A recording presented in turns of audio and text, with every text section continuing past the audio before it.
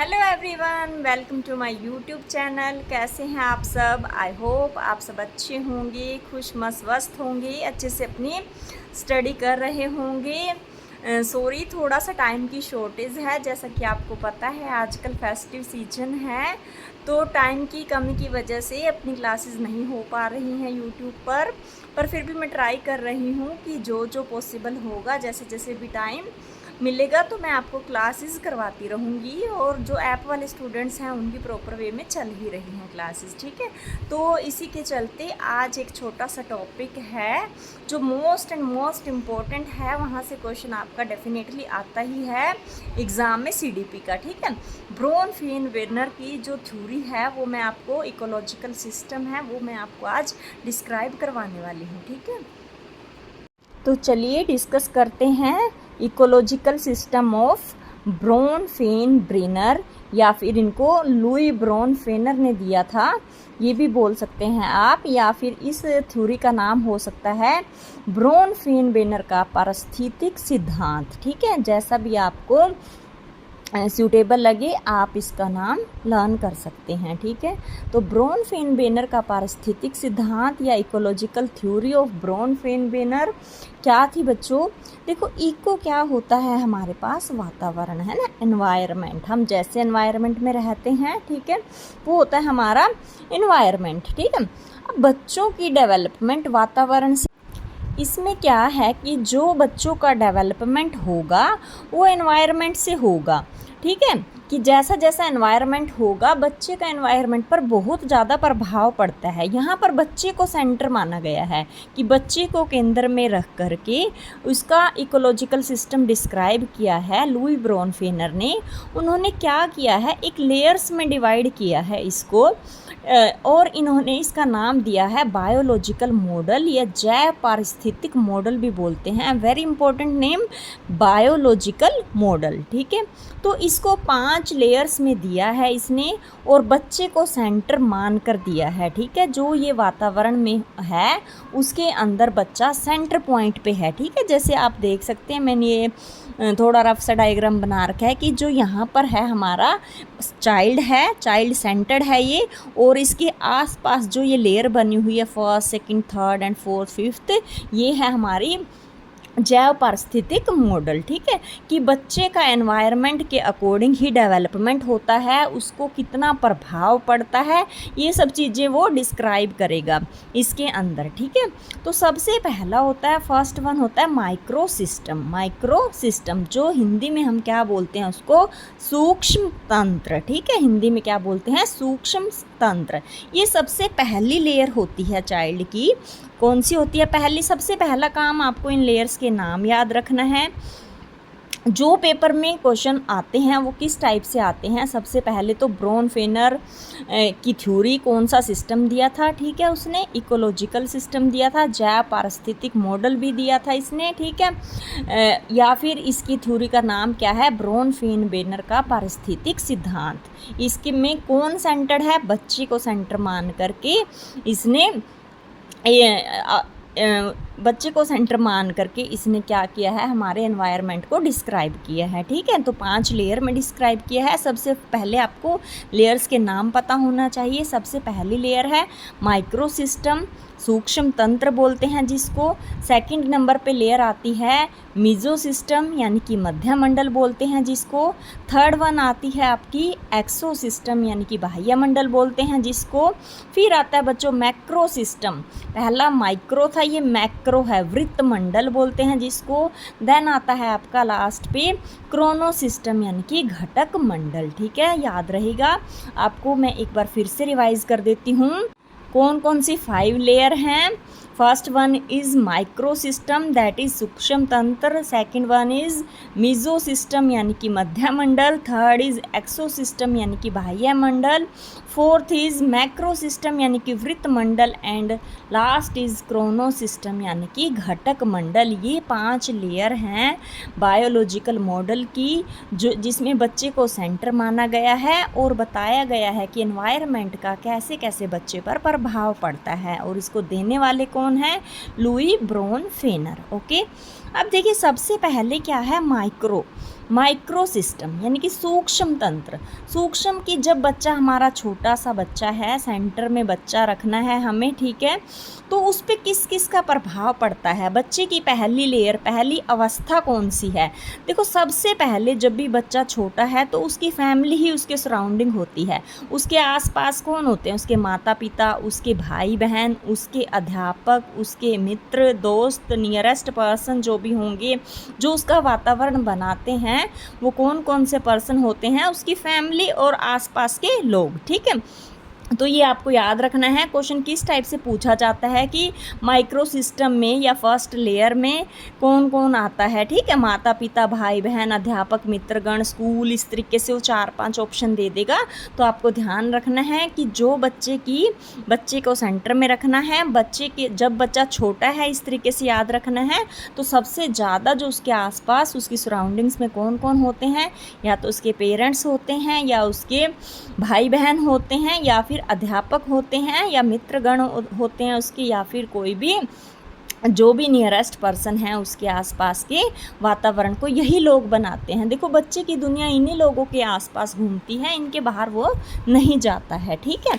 अब देन है हमारे पास क्या है, अब इसको क्या बोलते हैं, जो एक बायो डायरेक्शनल या इंटरकनेक्शन, ठीक है, पॉजिटिव एटमॉस्फेयर फर्स्ट लेयर में होता है। कोई भी नाम दे सकता है वो आपको कि पॉजिटिव एटमॉस्फेयर कौन से लेयर में आता है, तो फर्स्ट में। पॉजिटिव एनवायरनमेंट, देखो माता पिता है या भाई बहन है, इससे बच्चा क्या करता है, सेफ फील करता है ना अपने नियरेस्ट और टीचर से, ठीक है।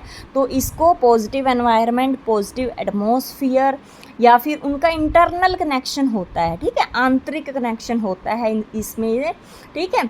तो ये सब याद रखना है आपको।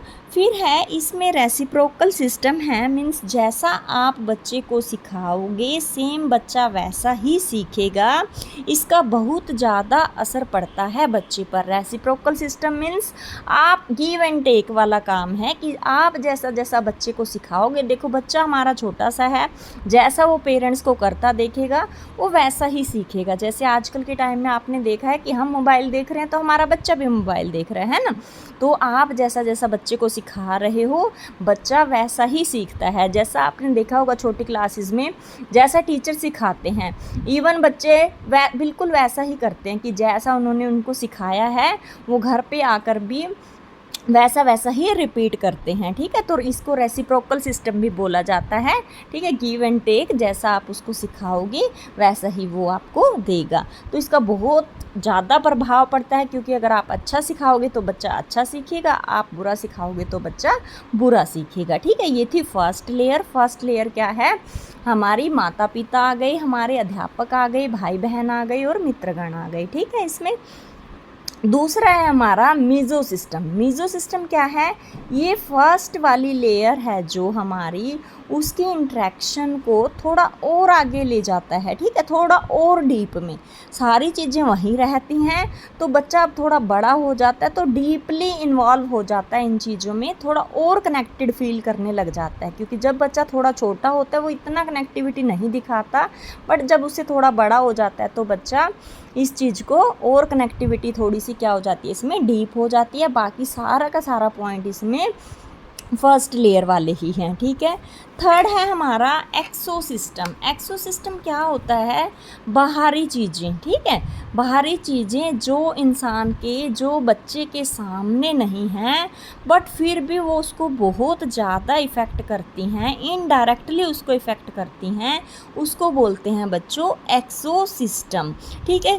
इसका क्या मतलब हुआ कि जैसे स्कूल की मैनेजमेंट है सपोज़, पेरेंट्स का वर्क प्लेस है सपोज़, ठीक है, वो बच्चे को डायरेक्ट तो नहीं, ठीक है, वो जानता नहीं है, बच्चे जहाँ पेरेंट्स काम करते हैं, वर्क करते हैं, उनको बच्चा डायरेक्टली नहीं जानता है, बट वो बहुत ज़्यादा इफ़ेक्ट करती हैं। कैसे, देखो मान लो पेरेंट्स कोई वर्किंग पेरेंट्स है वो जहाँ भी काम करते हैं, ठीक है, वहाँ उनकी अर्निंग अच्छी नहीं है, अगर माहौल अच्छा नहीं है, पेरेंट्स पहले से ही दुखी हैं, तो घर में आकर भी वो ऐसा ही करेंगे, है ना, इससे बच्चे पर बुरा प्रभाव पड़ेगा। और अगर वर्क प्लेस अच्छा है पेरेंट्स का, ठीक है, और वर्क प्लेस अच्छा है, सैलरी अच्छी है, सपोज़ वो एक अच्छे एनवायरनमेंट में रहते हैं पेरेंट्स, तो वो बच्चे को भी नेचुरल है अच्छा एनवायरनमेंट ही देंगे, है ना। अब देखो बच्चे का वर्क प्लेस से तो कोई लेना देना नहीं, पर इनडायरेक्टली वर्क प्लेस क्या कर रहा है, उसको इफ़ेक्ट तो कर रहा है ना। अगर पेरेंट्स का वर्क प्लेस अच्छा है तो ऑटोमेटिकली बच्चे को एनवायरनमेंट अच्छा मिल रहा है, अगर अच्छा नहीं है तो नहीं मिल रहा है ना, तो इनडायरेक्टली बच्चे को इफ़ेक्ट करता है एक्सोसिस्टम। ऐसे ही जैसे एक एग्जांपल और ले सकते हैं आप, जैसे कि स्कूल मैनेजमेंट है ना।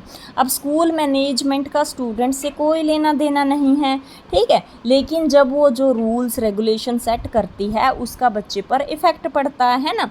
वो किस टाइप के स्ट्रिक्ट रूल रेगुलेशन अप्लाई करती है या थोड़े नॉर्मल करती है ना, किस लीनियंट करती है, तो वो सारा का सारा स्टूडेंट्स पर प्रभाव पड़ता है, ठीक है। तो एक्सोसिस्टम वही होता है जो सामने से इफ़ेक्ट नहीं करता बल्कि इनडायरेक्टली बच्चे को इफ़ेक्ट करता है, ठीक है। बच्चे के सराउंडिंग ही रहना है हमें, ठीक है। तो थर्ड लेयर थी ये हमारी। अब इसमें आ जाता है कि पेरेंट्स का वर्क प्लेस है, ठीक है, या उसकी सैलरी है, कुछ भी है, तो वो कैसा सिस्टम है, तो वो एक्सो सिस्टम है, ठीक है। अब नेक्स्ट है हमारे पास मैक्रो सिस्टम। मैक्रो होता है बड़ा, वृहत, है ना, कि जिसका विस्तार से वर्णन है। तो इसमें क्या है कि जो सोसाइटी का कल्चर है हमेशा इफ़ेक्ट करता है बच्चे को, है ना। हमने देखा होगा जैसी सोसाइटी में हम रहते हैं, जैसे हम आसपास वातावरण में रहते हैं, हम ऐसे ही बन जाते हैं, है ना। आपने देखा है ना, ठीक है, जैसे रूल रेगुलेशन नियम, देश के नियम, ठीक है, जैसे वो बोलते हैं ना, जैसा देश वैसा भेष, उसी टाइप का, है ना। तो बच्चा भी वैसा ही बन जाता है जैसा कि हमारा समाज होता है, हमारे देश के नियम होते हैं, हमारे आसपास के नियम होते हैं, और जैसा हमारा आर्थिक लेवल होता है, ठीक है, तो ये बहुत बड़ा है, ठीक है। इसके अकॉर्डिंग जैसा हमारा कल्चर होता है बच्चे भी वैसा ही सीख जाते हैं, ठीक है। अब लास्ट है हमारे पास क्रोनो सिस्टम। क्रोनो सिस्टम क्या है? Chrono system is the root word for time. ये टाइम के लिए है कि ये सोसाइटी का हायर तंत्र है, ठीक है। सबसे हाईएस्ट तंत्र कौन सा है? दैट इज़ क्रोनो सिस्टम, ठीक है। जो क्या है, टाइमली हमारी सोच चेंज कर देता है, ठीक है। रूट वर्ड ऑफ टाइम का मीनिंग क्या है कि जो समय समय के अकॉर्डिंग हमारे विचारों को बदल देता है, ठीक है।